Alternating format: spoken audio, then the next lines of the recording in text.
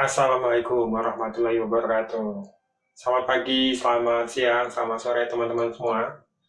Ini adalah video kami pertama dari video channel Relawan Pajak Universitas Indonesia.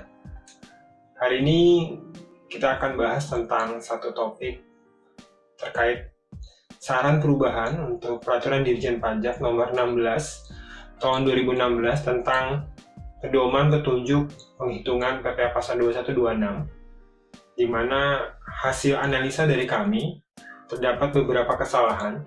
Paling nggak setidaknya ada 5 kesalahan yang kami temukan dari sisi hitungan. Beberapa dari lampiran peraturan dirjen ini. Motivasi dari video ini adalah hanya untuk proses pembelajaran buat kita semua, buat mahasiswa, buat dosen, buat para praktisi, mungkin termasuk dari pihak Direktorat Jenderal Pajak.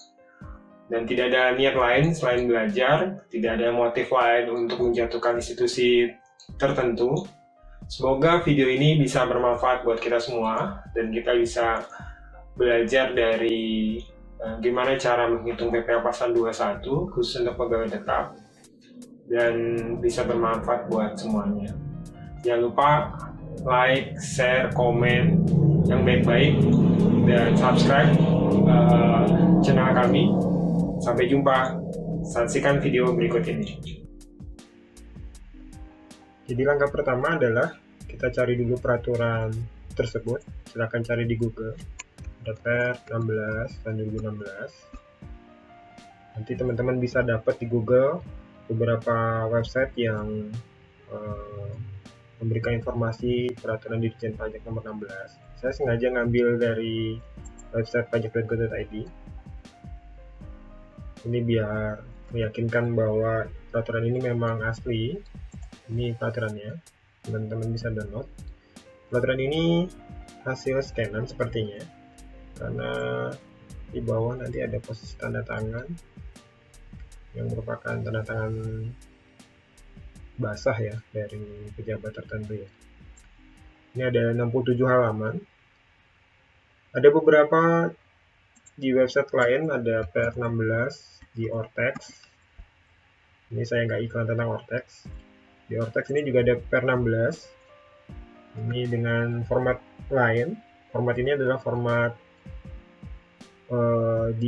yang gimana Ortex itu mencoba untuk menulis ulang peraturan tersebut dalam bentuk Word. Ini lampirannya. Tapi saya tidak menggunakan peraturan dari Ortex. Semata-mata hanya untuk meyakinkan teman-teman semua. Saya juga ada software text based di sini juga ada sama, formatnya sama. Kalau yang di sini lampirannya dalam bentuk Word ya. Ini saya abaikan dulu. Ini saya sudah download yang peraturan Per 16-nya. Per 16 ini berlaku sejak 1 Januari 2016. Yang mungkin terbitnya sekitar bulan September, tapi agak sedikit telat ya. Ini ada sekitar 67 halaman. Per 16 ini dibuat semata-mata karena ada perubahan PTKP mulai 1 Januari 2016 di PMK 1101. Dan PTKP berubah menjadi 54 juta dengan tambahan 4,5 juta. Yang kita bahas sekarang adalah beberapa kasus di lampirannya. Jadi lampiran itu ada batang tubuh dan di dalamnya ada contoh hitungan. Kita buka lampiran. Gimana cara menghitungnya? Dan kami sudah mencoba untuk membuat analisa sederhana gimana hitungan itu sesuaikah dengan peraturan sebagaimana mestinya, atau beberapa memang terjadi kesalahan dari sisi penghitungan, penjumlahan dan sebagainya. Yang pertama yang akan kita bahas adalah kesalahan untuk kasus 1 Romawi .1.2 yang Bambang Eko. Nah ini Bambang Eko ini informasinya adalah pegawai di PT Chandra Kirana, gaji 8 juta, kemudian perusahaan bayar BPJS Ketenagakerjaan 0,5 dan 0,3, 0,5 JKK, 0,3 JKM, Kemudian dia bayar juga 3,7 untuk JHT, kemudian Bambang Eko bayar sendiri 2% jamin hari tua.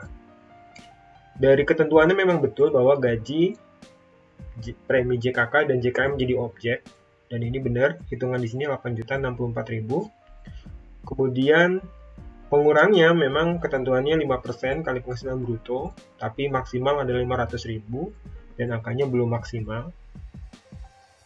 Dan pengurangnya adalah iuran pensiun, iuran jamin hari tua yang dibayar sendiri oleh pegawai. Artinya bukan yang dibayar oleh pemberi kerja. Artinya kalau dibayar sama pegawai, maka itu boleh sebagai pengurang. Di kasus ini yang boleh jadi pengurang adalah yang 2%. Pertama yang 2%, berarti 2% kali 8 juta, ketemu 160.000 jamin hari tuanya. Kemudian iuran pensiunnya adalah yang dibayar sama si Bambang Ekonya. Kasus ini bukan 200.000, tapi 100.000. Sehingga yang sebagai pengurang adalah sebesar 100.000. Namun tertulis di lampiran ini, tertulisnya 200.000. Ya, tertulisnya 200.000. Harusnya adalah 100.000 ya, jadi koreksinya di sini adalah 100.000.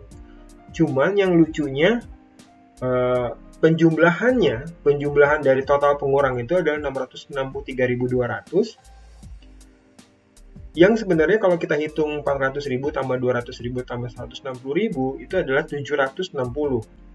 Nah ini kemudian ternyata 663. Mungkin yang menjadi konsentrasi kita adalah terjadi kesalahan typo, kesalahan tulis atas angka yang 200.000. Jadi harusnya adalah 100.000. Ini kasus yang pertama ya, mudah-mudahan ngerti ya. Oke, untuk kasus yang kedua, terjadi untuk di kasus Tantri Agustin. Kita cari dulu. Nah, di bawahnya ya, di bawahnya Bambang Eko.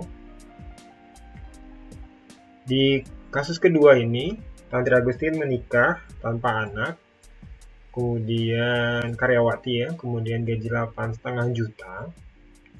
Kemudian Tantri ini juga bayaran pensiun ke dana pensiun yang telah disahkan oleh Menteri Keuangan 50.000 per bulan.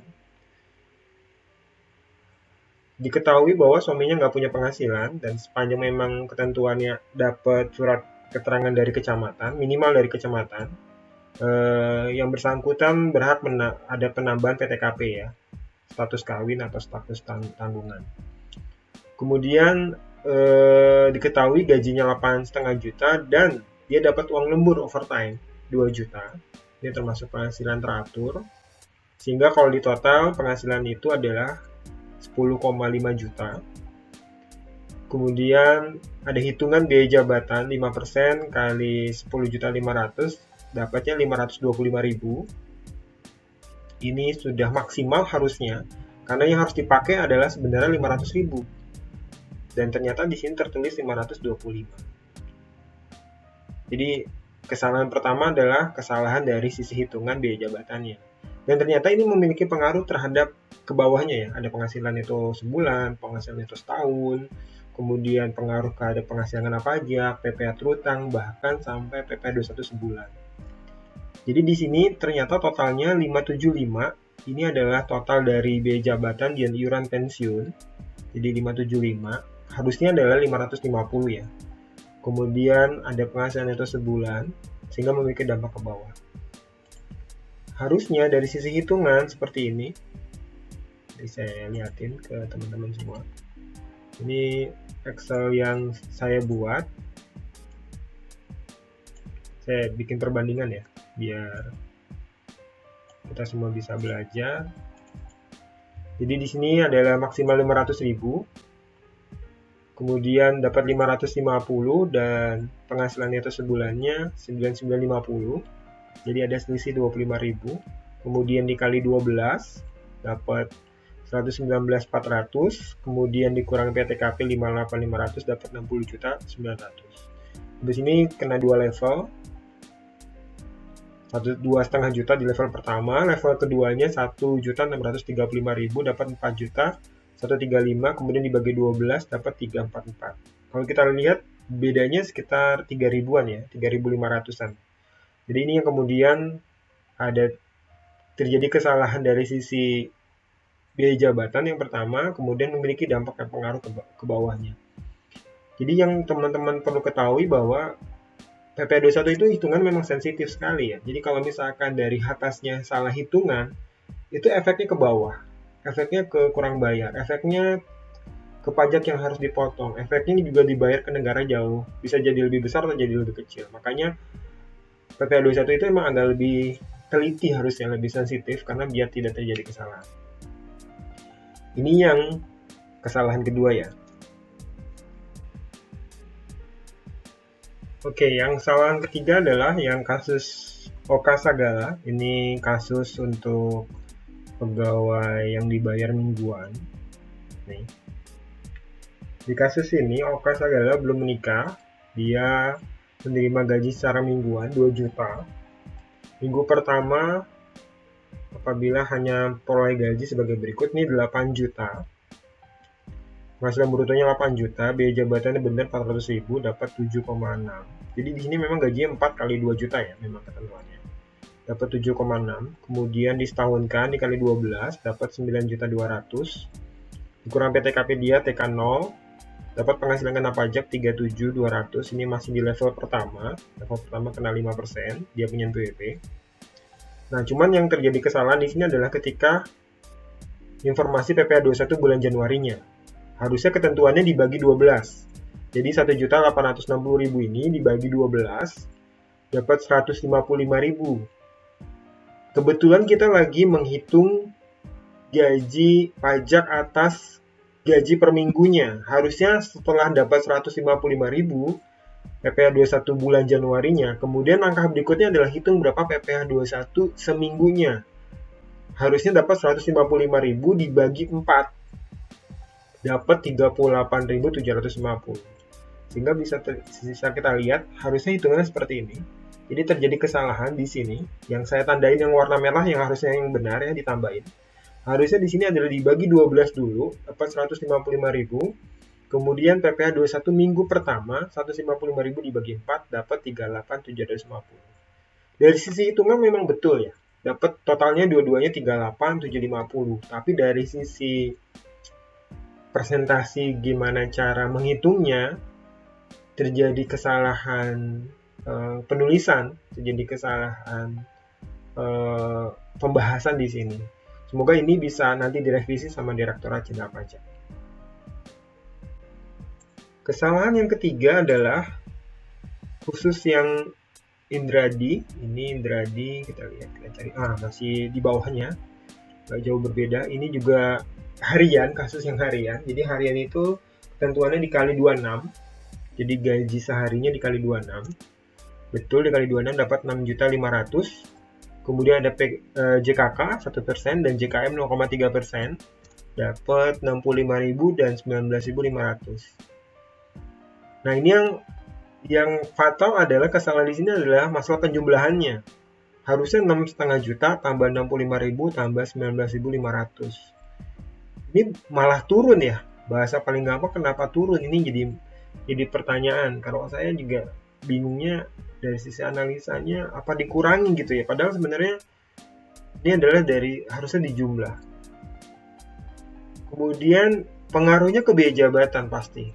Biaya jabatan ngaruh, ke total pengurang juga ngaruh, penghasilan neto juga ngaruh, penghasilan neto setahun juga ngaruh, sampai dapat PPh 21 seharinya. Saya coba membuat ilustrasi yang sebenarnya seperti apa. Kita lihat di Excel sebelahnya.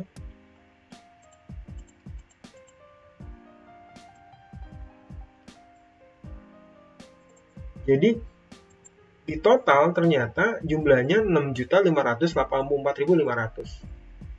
Jadi selisihnya cukup jauh ya, cukup signifikan nih, ada sekitar 170-an ribu ya. Kemudian biaya jabatannya juga ngaruh, ada selisih sekitar 8 ribuan. Terus penghasilan itu dapat 6.090.000. Kemudian dikali 12 dapat 73 juta, dikurang PTKP, dia kasusnya K1, 63 juta, dapat 10 juta, 83.300. Nah, ini kemudian dibulatkan. Ini bisa teman-teman lihat, bisa selisihnya juga cukup jauh ya, ada sekitar 2 jutaan, hampir 2 jutaan. Kemudian dia kena level pertama dapat 500.000. Nah, kemudian fase ke berikutnya ada dibagi 12, dapat sebulannya 42.000 dan dibagi 26 dapat 1.615. Ya, jadi ini kesalahan keempat ya. Kemudian kesalahan kelima, Adi Putro. Ini kita lihat Adi Putro itu yang agak di bawah.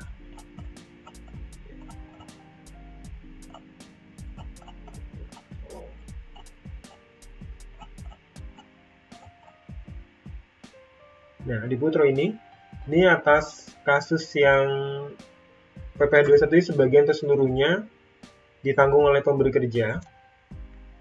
Jadi kesalahan di sini adalah kesalahan masalah biaya jabatan.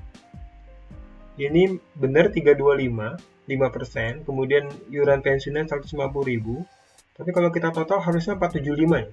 Jadi 475.000. Tapi di sini tertulis 425.000. Cuman memang kalau kita lihat secara kalau kita 6.500.000 dikurangi 475.000, memang betul 6.025.000. Jadi kayaknya ada typo di sini ya, typo hitungan ya, atau typo tulisan ya di sini ya. Dan sisi lain sih sebenarnya sudah benar. Kira-kira itu beberapa kesalahan. Jadi ada 5 kesalahan yang kita analisa dari peraturan Dirjen Pajak ini. Ada kesalahan yang pertama Bambang Eko, kemudian yang kedua ada kesalahan di Tantri Agustin, kemudian di Oka Sagala, Indradi, dan Adi Putro ya. Beberapa terjadi kesalahan yang cukup fatal itu di Tantri Agustin, kemudian di Indradi ya. Indradi jadi terjadi kesalahan yang cukup fatal karena memiliki pengaruh terhadap hitungan PPh 21 sebulan dan seharinya. Tapi untuk Bambang Eko kesalahan typo, kemudian Oka Sagala ada beberapa kekurangan tambahan dari sisi deskripsi penjelasan. Kemudian Adi Putro juga terjadi typo ya. Semoga video ini bisa bermanfaat buat teman-teman semua. Jangan lupa like, comment, share, subscribe channel kami, dan sampai jumpa di video berikutnya. Semoga kita semua bisa mengambil manfaat dari pembelajaran hari ini. Sampai jumpa. Assalamualaikum warahmatullahi wabarakatuh.